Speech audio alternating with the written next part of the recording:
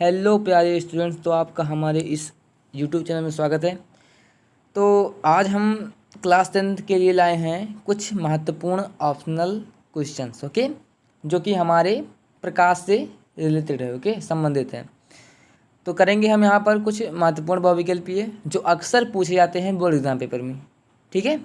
तो अच्छे से पूरा वीडियो देखिएगा, ठीक है, क्योंकि इम्पॉर्टेंट है। हर एक ऑप्शनल क्वेश्चन अपने आप में एक इम्पॉर्टेंट है, तो यहाँ पर हर बात को, हर पॉइंट को अच्छी तरीके से समझिएगा और मैं आपको हर पॉइंट अच्छे तरीके से समझाऊंगा पूरा डिटेल में, ठीक है। क्यों हो रहा है, कैसे हो रहा है, पूरा डिटेल रहेगा उसका। तो वीडियो को शुरू से लेकर लास्ट देखना। अगर वीडियो पसंद आए तो वीडियो को लाइक कीजिएगा, और अगर आप ऐसी और भी वीडियो देखना चाहते हैं तो हमारे चैनल को सब्सक्राइब कीजिए। तो चलिए, आपका पहला स्क्रीन आपके कंप्यूटर स्क्रीन पर, यानी कि स्क्रीन पर यहाँ पे पहला क्वेश्चन आ गया है कि यदि किसी वस्तु को एक दर्पण के सामने निकट रखने पर प्रतिबिंब सीधा बने किंतु दूर रखने पर प्रतिबिंब उल्टा बने तो वह दर्पण होगा। तो यहाँ पे मैं आपको एक दर्पण के बारे में बताने जा रहा हूँ, किसी को बताइएगा मत, ठीक है। चलिए, यहाँ पर दर्पण आंसर मैं बता देता हूँ, अवतल दर्पण। अब क्यों है, क्वेश्चन बनता है ना, क्यों क्यों सर, क्यों अवतल दर्पण हुआ, समतल उत्तल क्यों नहीं हुआ, ठीक है। तो मैं आपको बताता हूँ पूरा, ठीक है, घबराइए मत, बताऊँगा, ठीक।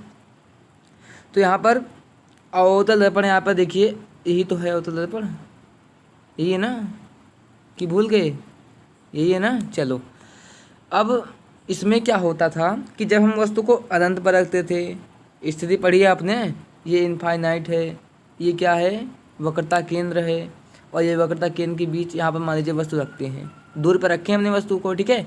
तो उसका जो प्रतिबिंब कैसा बनता था, यहाँ पर यहीं कहीं बनता था ना, यहीं पर बनता था ना। तो अब यहाँ पर देखिए, दूर रखने पर प्रतिबिंब उल्टा बन रहा है, ठीक है। और अगर हम पास रख देते हैं तो प्रतिबिंब यहाँ पर कहीं पे बनता था, ठीक है। फोकस और ध्रुव के मध्य रखते थे तो कहाँ पर बनता था, यहाँ पर पीछे। और कैसा बनता था, आभासी, सीधा, बड़ा, ऐसा बनता था ना।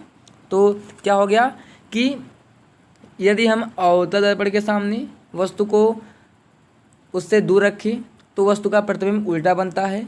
यदि हम वस्तु को पास में रख देते हैं तो उसका प्रतिबिंब कैसा बन जाता है, सीधा बन जाता है। बातें क्लियर हो गई। तो इसमें आंसर कौन सा सही है, अवतल दर्पण। समझ में आ गया, बातें क्लियर हो गई कि नहीं हो गई। चलिए, अब चलते हैं अगले क्वेश्चन पे। चलिए, अगला क्वेश्चन आ गया हमारे कंप्यूटर स्क्रीन पर, यानी कि आपके स्क्रीन पर, ठीक है। तो प्रश्न क्या है कि उत्तल दर्पण से प्रतिबिंब सदैव बनता है। ये भाई मैं नहीं बताऊंगा, इसे तो आपको बताना पड़ेगा कि प्रतिबिंब कैसा बनता है। चलिए भाई, मैं ही बता देता हूँ, क्यों फिक्र करो आप मेरी, ठीक है। चलो, पहला क्या है, ऑप्शन देखते हैं। पहले ऑप्शन देखना जरूरी है ना, नहीं तो टिक लगा दो, कोई पता नहीं, कौन पता दूसरा ऑप्शन सही हो, ठीक है। चलो यहाँ पर देखते हैं। तो पहला ऑप्शन क्या है कि वक्रता केंद्र तथा फोकस के बीच, और दूसरा क्या है, वक्रता केंद्र तथा अनंतता के बीच, यानी कि अनंत ही है, समझो, ठीक है। तीसरा क्या है, ध्रुव व फोकस के बीच। चौथा क्या है, कहीं भी बन सकता है, कहीं भी बन सकता है, जहन्नुम में जा सकता है, मतलब वही इसके सामने कहीं पर भी बन सकता है। तो अब यहाँ पर उत्तर कैसे सही, क्या करेंगे, चलिए मैं बताता हूँ क्या करते हैं, ठीक है। तो हम जानते हैं कि उत्तल दर्पण की किसी वस्तु का कैसा प्रतिबिंब आता है, हमेशा आभासी। एक बात तो क्लियर हो गया, आभासी बनता है। और यहाँ पर मैं फिगर बना के बताता हूँ, वरना आपको कहोगे सर जी बताया ही नहीं, ठीक है। चलो मैं आपको बताता हूँ। ये हो गया भैया उत्तल दर्पण, ये M1 M2 है, ठीक है। M डैश मान लेते हैं, चाहे जो मान लो, उसका परावर्तक पृष्ठ तो M डैश है।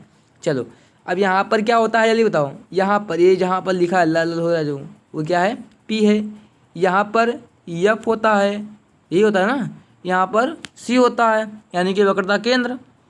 अब हम कोई भी वस्तु यहाँ पर रखें, चाहे यहाँ पर रखे, चाहे यहाँ पर रखे, अनंत रखो, चाहे यहाँ पर रखो, ठीक है, या अनंत ध्रुव के बीच में रखो, उसका प्रतिबिंब सदैव कहाँ बनता था, हमेशा फोकस व ध्रुव के मध्य बनता था। कैसा बनता था, आभासी बनता था। और कैसा बनता था, छोटा बनता था, ठीक है। तो यहाँ पर इसका प्रॉपर्टी क्या निकली कि उत्तल दर्पण द्वारा किसी वस्तु का सदैव आभासी, छोटा, और कहाँ पर बनता है, फोकस व ध्रुव के मध्य बनता है। तो यहाँ पे बताइए कौन सा ऑप्शन मैच कर रहा है इसका, तीसरा ऑप्शन मैच कर रहा है कि नहीं, ध्रुव व फोकस के मध्य, ठीक है, ये ध्रुव हो गया, ये फोकस हो गया, उसके मध्य में प्रतिबिंब बन रहा है, तो तीसरा वाला ऑप्शन क्या हो जाएगा हमारा, सही हो जाएगा। बातें समझ में आ रही हैं कि नहीं आ रही हैं? अगर आ रही है तो वीडियो को लाइक कीजिए। चलिए जल्दी से, जितने व्यू हों उतना लाइक होना चाहिए, ठीक है, जितने लोग देख रहे हैं इस वक्त। चलिए आगे बढ़ते हैं। चलिए अगला क्वेश्चन आ गया कि उत्तल दर्पण से बनने वाले प्रतिबिंब की प्रकृति, मैंने बता चुका हूँ, इसे मैं बता चुका हूँ, इसे मैं अब नहीं बताऊँगा, दोबारा मैं नहीं बोलूँगा, मेरे पास इतनी ऊर्जा नहीं है कि मैं दोबारा बोलूँ, ठीक है। तो आंसर आप बताइए, जल्दी बताइए, कमेंट में कीजिए, कमेंट कीजिए जल्दी, क्योंकि लाइव क्लास चल रही है आप लोग की, तो कमेंट करना अनिवार्य है। चलिए जल्दी बताइए, मैंने आपको इसके पहले क्वेश्चन में सारे डिटेल बता दिया है कि कैसे कैसे बनता है बड़ा छोटा वास्तविक आभासी, कौन सा चीज़ बनता है। जल्दी कमेंट कीजिए, समय है आपके पास, कमेंट कीजिए, कोई जल्दी नहीं है इसमें, ठीक है, आराम से रात तक पढ़ेंगे। चलिए हो गया, कमेंट किए, चलिए बहुत अच्छे। चलो यहाँ पर अब करते हैं क्या, उत्तल दर्पण से बनने वाले प्रतिबिंब की प्रकृति, यानी कि वो छोटा है कि बड़ा है, भाई साहब छोटे हैं कि बड़े हैं, कि लंबे हैं कि पतले हैं, पतले नहीं यहाँ पर करेंगे, ठीक है, छोटे बड़े यहाँ पर करते हैं, वास्तविक आभासी है कि, ठीक है। तो यहाँ पर पहला ऑप्शन क्या दिया गया है, वास्तविक व सीधा, दूसरा ऑप्शन क्या दिया गया है, आभासी व सीधा, तीसरा ऑप्शन क्या दिया गया है, आभासी व उल्टा, और चौथा ऑप्शन क्या दिया गया है, वास्तविक व उल्टा। भैया सीधा तो बनेगा, ठीक है, सीधा तो हमेशा प्रतिबिंब बनेगा। कैसा बनेगा, पहला क्या हो जाएगा, सीधा बन गया, हमने सीधा बना दिया। अब आपको डिसाइड करना है कि वास्तविक बनता है कि आभासी। अब यहाँ पर देखिए दर्पण बनाते हैं हम, ठीक है, दर्पण बनाते हैं। आप दर्पण अगर पहचानना जानते हैं कौन सा दर्पण कैसा होता है तो आप अच्छी तरीके से कर सकते हैं। यहाँ पर देखिए प्रकाश की किरण यहाँ पे आ रही है और आप देख रहे हैं कि इसकी जो दूसरी ओर कलई किया गया, यानी कि प्रकाश इस पार से उस पार जा ही नहीं पाएगी। यहाँ पर जो भी प्रकाश परावर्तित होकर जाएगी वो यहाँ पर क्या जाएंगे, आभासी माना जाएगा, ठीक है, आभासी रूप से जाएंगी। हम कल्पना करते हैं कि वहाँ पर प्रकाश जा रही है और वहाँ पर कट कर रही है। तो यहाँ पर देखिए जब प्रकाश वहाँ पर जा ही नहीं रही है तो प्रतिबिंब कहाँ बनेगा, इसलिए हम प्रतिबिंब की क्या करते हैं, कल्पना करते हैं। कल्पना का मतलब क्या हो गया, आभासी। तो प्रतिबिंब कैसा हो गया हमारा, आभासी। समझ में आ गया, तो क्या हो गया, सीधा आभासी, ठीक है। कौन सा ऑप्शन मैच कर रहा है बताइए जल्दी, कौन सा ऑप्शन मैच कर रहा है, दूसरा वाला ना, तो यहाँ पर हमारा दूसरा वाला आंसर सही हो जाएगा। समझ में आ रहा है कि नहीं आ रहा है, समझ में आ रहा है कि नहीं है तो लाइक कीजिए, दोबारा मत कीजिएगा वरना अनलाइक हो जाएगा, ठीक है। चलिए आगे बढ़ते हैं। चलिए अगला क्वेश्चन, निर्वात में प्रकाश की चाल, क्या है यार ये क्वेश्चन है कोई, ये तो क्लास 8 वाला भी बच्चा बता सकता है कि प्रकाश की चाल निर्वात में कितनी होती है। ये सब क्वेश्चन मत पूछा करो बड़े एग्जाम में, ठीक है, ना कटवा देते हो आप लोग। चलो तभी बता देता हूँ, ठीक है। हमेशा क्या होती है, 3×10⁸ मीटर प्रति सेकंड, यानी कि 1 सेकंड में वह 3×10⁸ मीटर की दूरी तय करती है, यानी कि बहुत तेज है ना। तो आंसर क्या होगा, कौन सा ऑप्शन मिल रहा है बताइए जल्दी, तीसरा वाला ऑप्शन मिल रहा है ना। चलिए तो प्रकाश निर्वात में प्रकाश की चाल क्या हो गई, 3×10⁸ मीटर प्रति सेकंड हो गया। क्लियर हो गया, आगे बढ़ते हैं, बढ़े आगे कि नहीं बढ़े बताओ, बढ़े ना। चलिए ये वाला क्वेश्चन करके बताइए कि दृश्य प्रकाश का तरंगदैर्घ्य परास कितना होता है। पहला ऑप्शन है 400 से 800 एंगस्ट्रॉन, दूसरा है 400 से 800 नैनोमीटर, और तीसरा क्या है 400 से 800 मिलीमीटर, और चौथा क्या है 400 से 800 पिकोमीटर। बताइए, देखते हैं किसके पास कितना दिमाग है, ठीक है।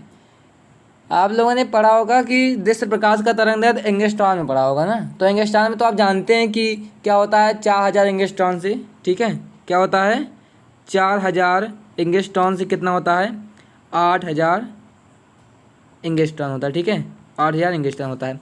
लेकिन यहाँ पर तो इससे ये तो हमें पता ही है ना, लेकिन हमें ये नहीं पता है कि उसका नैनोमीटर में कितना होता है, पिकोमीटर में कितना होता है, मिलीमीटर में कितना होता है।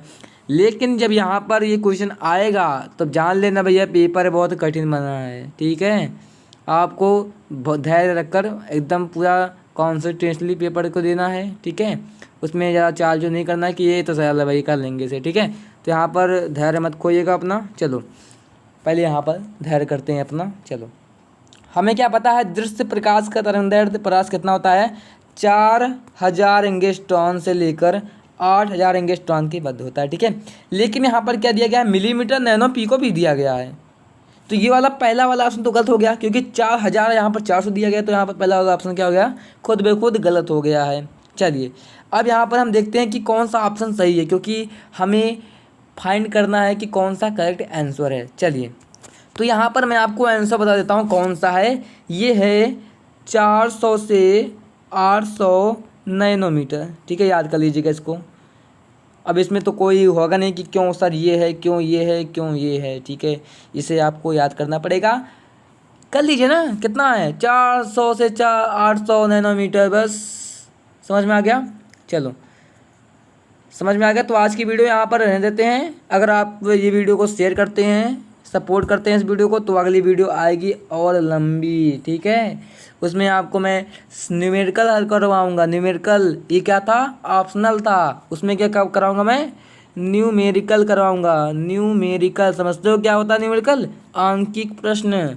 यानी कि यदि किसी वस्तु को दर्पण से 10 सेंटीमीटर की दूरी पर रखा जाए तो उसका प्रतिबिंब कहाँ पर बनता है, यदि उसका फोकस दूरी 20 सेंटीमीटर का हो। ठीक है, तो ये ऐसे सवाल को हम कराएंगे अगली वीडियो में, अगर आप इस वीडियो को साफ एकदम पूरा साथ देते हैं इसका। तो चलिए, तो अलविदा, वीडियो देखने के लिए धन्यवाद। और हाँ, साथ में अपने दोस्तों को भी शेयर कीजिए ताकि वह भी इस वीडियो का आनंद ले सकें। चलिए अलविदा।